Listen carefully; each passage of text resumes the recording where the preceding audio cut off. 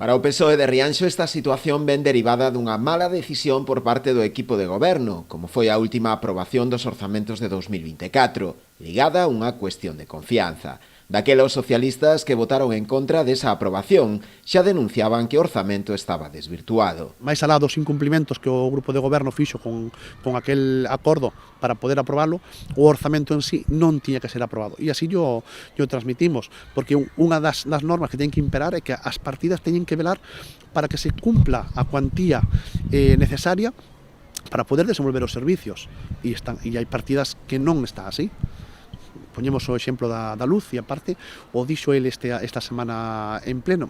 Bueno, nós creemos que é un dato equivocado, porque dixo que en 2023 se gastou 790.000 euros e a nós no desglose que nos mandan na conta xeral nos salen 545.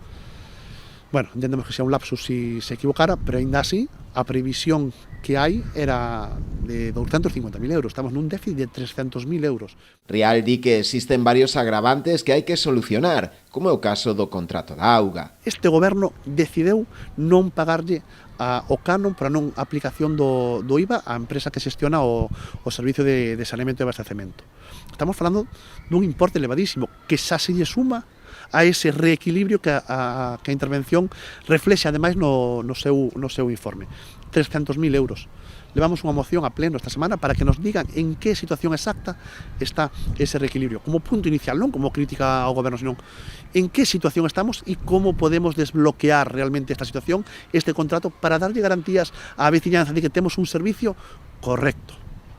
Bueno, o noso goberno, en vez de invertir en esa situación, vemos que quere derivar 518.000 euros a gastos correntes. Para que? Para compensar o déficit orzamentario que hai e para pagar situacións estructurales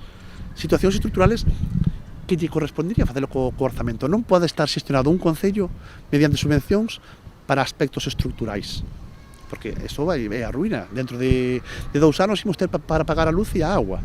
Dende o PSOE rianxeiro exixenlle ao grupo de goberno unha maior responsabilidade na xestión económica e que a improvisación e a falla de rigor económica non sigan hipotecando o futuro do municipio.